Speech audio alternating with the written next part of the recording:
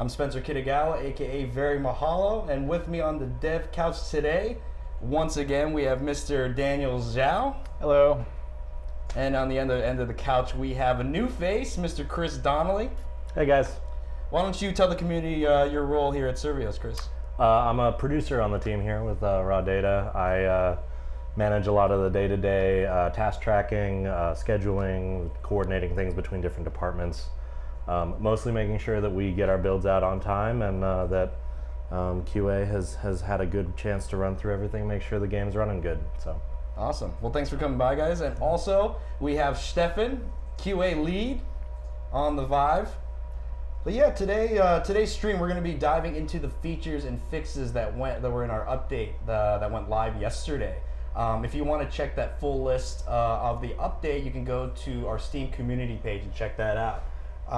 Also, at the end of our show, we're going to be doing a little community Q&A. So if you have a question, you can submit it now into the Twitch chat. And yeah, so without further ado, let's hop into some of these features and fixes in the update. Teleshifting is changing up a bit. Chris, do you want to talk about those changes a little bit? Yeah, so in the new update, teleshift is no longer something you can just spam all over the place. We have a new stamina system implemented. So whenever you teleshift, you're going to see a bar show up that shows your available energy. The further you teleshift, the more energy it uses.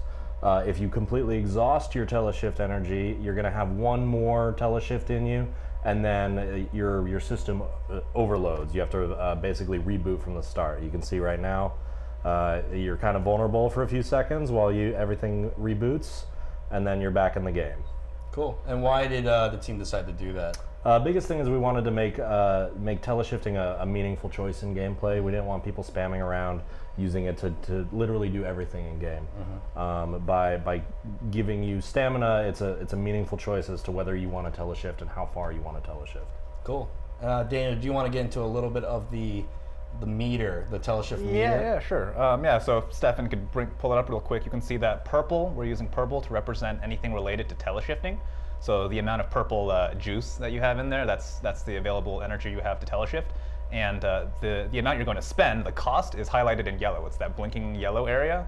So that scales dynamically based on how far away your cursor is, and that will help you determine like how much is this teleshift going to cost, and am I going to go into the red zone? So if you teleshift too much, and Stefan can show you right here, and you'll notice like on your last teleshift, if you go negative, it'll turn red. And that's just to warn you that you're about to overload, and then you'll be vulnerable for a few seconds as your teleshifting reboots, and then once it's purple again, you can start teleshifting. Cool. I think that's a pretty cool new feature. One more thing before we get into the juicy stuff. We added a volume and mute control for the voice chat. If you guys want to elaborate a little bit on that, Stefan's showing us now where to access that in the menu here. Yeah, it was definitely one of the biggest feature requests right out of the gate when we launched was that people were jumping into multiplayer and they had no control over their mic volumes, at least within the game. Mm-hmm. Outside in the Steam interface they could do it, but people wanted something in-game that they could quickly mute. So this is our best attempt at getting that feature in and available to the player base as soon as possible. Yeah, so hopefully you won't have to hear your friends, family yelling in the background anymore when you're playing. Yep. A lot of comments about heavy breathers out in the heavy community. breathers, like moms yelling at their player for dinner. Get in the kitchen. Yeah. Cool. So yeah, we'll have Stefan jump into one of the missions, one of our favorite missions here at Survios. We're going to be going over some of the new features for Bishop. First is the improved pistol sound effects, I think, right? What went on there? Another common theme in the feedback we were getting online was that pistol sound effects didn't sound satisfying enough. They weren't impactful enough. So that was an easy fix for us to do. We thought it would be a good thing to immediately respond to the community. So now if you fire your pistol, you should be more satisfied with the sound of it. Awesome. And then also one more improvement was the Bulletstorm VFX, I think, right? Yeah, definitely. We wanted to punch up Bulletstorm as something that you activated. It's one of your ultimate abilities. So being able to, you can see when you fire it, your gun heats up now. You see more flares coming off of the tips. We wanted to make it bigger and better. Cool. Yeah, better feedback. Yeah, it looks really awesome. Yeah, and I think we still have a few things planned for Bulletstorm. We're still investigating. So. Okay, cool. So as Stefan starts the game here, we're in our one of the community's favorite levels, Dark Source. So if we wait just 1 second, we'll see one of the new features that was added in the update, which is a flashlight for Bishop, one on each pistol. It should illuminate in just a sec once the wave starts here. Oh, hey, he's already there. So if you want to elaborate a little bit on why we chose to go with the flashlight. I know it was a feature that we were planning on releasing before. Yes, we always wanted to get the flashlight into Dark Source. We wanted that cool, scary dynamic of being in a dark room and you just have your flashlight. Other games have done that. I know Brookhaven Experiment makes good use of their flashlight. The reason we wanted to get it in quickly is because we've had a lot of comments about how difficult Dark Source is. So getting the flashlight in, hopefully those of you who are scared of the dark, that will help you. Yeah, I think it makes it honestly a little bit scarier. You can see much better, but like it does make it pretty scary. The atmosphere really gets creepy. Yeah, you sort of see like flashes of crawlers kind of shifting in and out of the little cone of light. It's deliberately pretty small because we want to, we'll tweak it, but. And if you're not playing Bishop, if you happen to be playing Saija in this level, she doesn't have a flashlight, but she does have a light field that emanates from her blade, which is pretty fantastic looking. Which Hunter just right cued now. here. Yeah. Oh, nice. Yeah, there it is.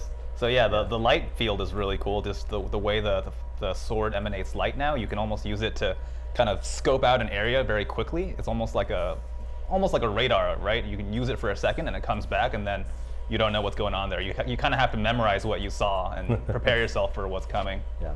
Awesome. So the last new addition to Bishop is a pretty hefty one. It's his new ability, Fusion Charge Shot. Chris, if you want to elaborate a little bit on that, that'd be great. So yeah, this is one of our big content or feature updates for this release. You can see now his normal charge shot, when combined and you have the Fusion Shot ability unlocked, creates a much bigger and more powerful blast. Instead of the piercing shots, you have a large, slow-moving projectile that you can actually shoot and cause it to explode early if you wish. Awesome. And it's just devastating in gameplay. It'll take out a group of enemies without a problem. Yeah, so this is one of those super fun, like almost Hollywood-like features, because by this time, hopefully, you've unlocked the dual wielding, you've got the charge shot, you've got the instant reload, all that stuff, and you can just be blasting away at enemies, and you see a big guy come out, you bring your guns together, charge up your fusion charge shot, and just fire away. You can just demolish bad guys. Yeah, really juicy ability there. Boom. It's a lot of fun. Yeah, and there's a couple other things we're talking about doing to that as well. We'll see how far we go with it. Awesome. Yeah, and then one last thing. I know that we heard this from the community as well, but we tweaked the pistol animation a bit, the manual reload animation. Yeah, that was a common theme actually in our feedback, was that people felt that it was a little bit immersion breaking when you were reloading and you could bring your hands this far apart and yet still there would be an animation that would take over. We didn't want to break people's immersion, so we're trying to find a good balance between gameplay and immersion. What we've settled on now is that you actually have to literally bring the magazine up to the base of the gun to get it to insert and reload. To balance that out, we've increased the speed of the reload animation, so you should be able to get back into the action a lot faster. Cool, that's awesome. So Stefan just hopped into Skybound as Saija, so we're gonna go over some of Saija's new features as well. The first being the updated VFX for the Flashblade. Daniel, if you want to go into that, the Flashblade looks a little different. Yeah, so this was actually the original concept for the Flashblade. It's almost kind of retro. It almost resembles a piece of plexiglass. We removed the kind of unenergized back part of the blade, and now it's just a single beam of light. Yeah, we think it looks pretty cool.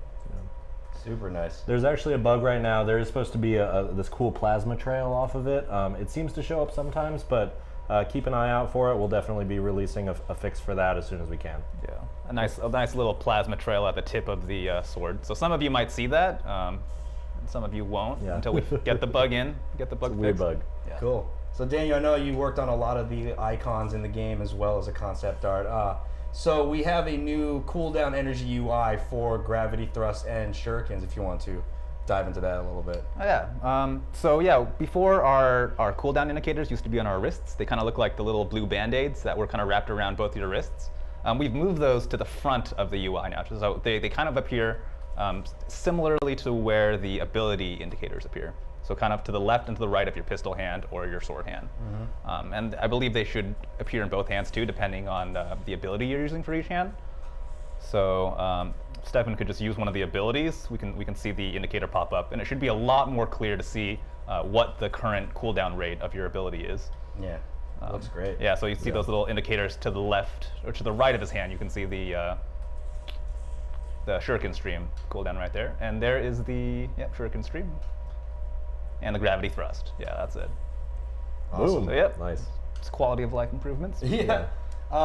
So another improvement, we improved the flashblade hit reactions. Chris, you want to talk a little bit about that? This is a fairly small change, but we did want to make hits more impactful just in general. So we're making the hit impacts a little bit more snappy. You know, they'll reel back quicker, and that should just make your hits feel stronger. Awesome. We have other things in the works right now to give you more feedback when you hit, especially in melee, because that's a common bit of feedback we're getting is that people want more feedback in melee. So those are definitely being discussed, and we're working on stuff. Yeah, I mean, if hits ever feel like they're not registering, we definitely want to hear that from you. Like if you have any suggestions or tips or anything that comes to mind that just makes it feel wrong, we want to work on making it feel correct. So the more feedback we have from you guys on this, the better. Totally. So I noticed that the robots were just attacking the data core, and one of the improvements we added was the data core actually has increased HP as well, right? A little bit. That was to address some concerns about difficulty. We don't want you to feel burdened by the data core, but we do want you to feel like you should protect it. So it's a balance between making it a boring escort mission and making it something that you feel like you need to protect. So. Awesome. And then last but not least, we have Saija's new ability, telekinesis. We'll have Stefan try to, if these robots want to come out of their cage here. Come on, little robots. Yeah, super sweet ability. I don't know if one of you guys want to comment on that. I mean, so telekinesis is Saija's new activated ability. It complements levitation smash just on the other side of the interface. If we can find a robot to kill. Yeah, just gotta watch Stefan take care of all these drones first. But basically, it allows you to, as Saija, physically lift up robots in the air and manipulate them however you want. You can hurl them across the space. You can hurl them off cliffs. Especially effective against the exploder bots. There's nothing more satisfying right now than picking up an exploder bot, hurling him into a bunch of his buddies, and just seeing all of them explode at once. That's a good tip right there. Yeah. Oh, and you can use this with both hands too, so you can totally grab two guys at a time. And well, Stefan will show you now. Oh, there it goes. There it is. Gone. Yeah. Bam.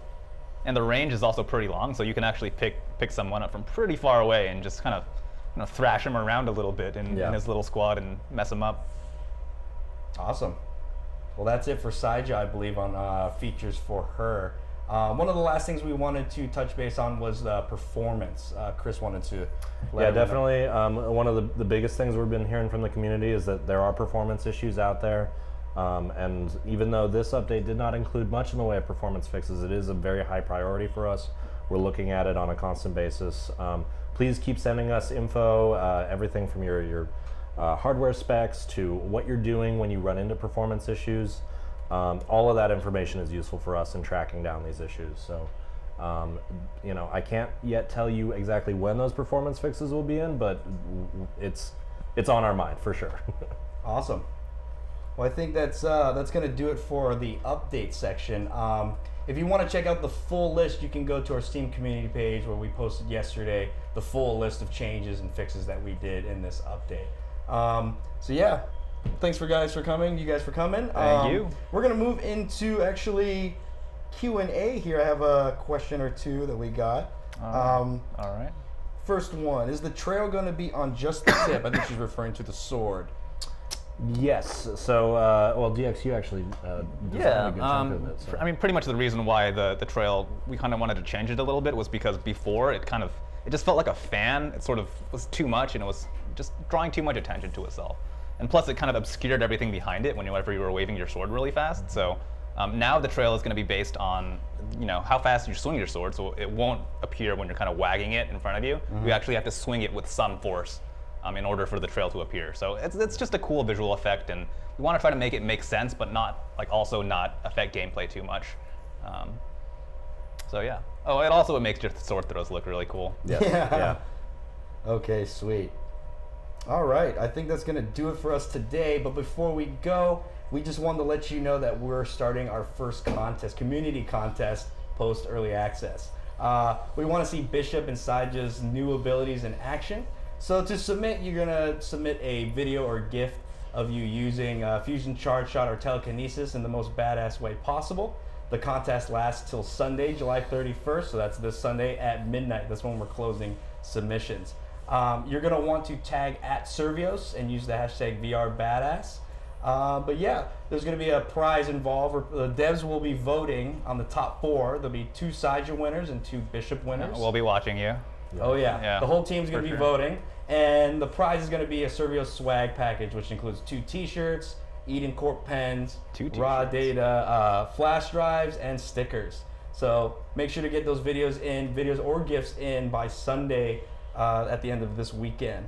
One other thing we wanted to mention as well was that Steam's VR sale is going on this weekend. So get all of your favorite VR games on sale. We highly recommend it. Raw data will be on sale only until August 2nd. That's when our sale ends.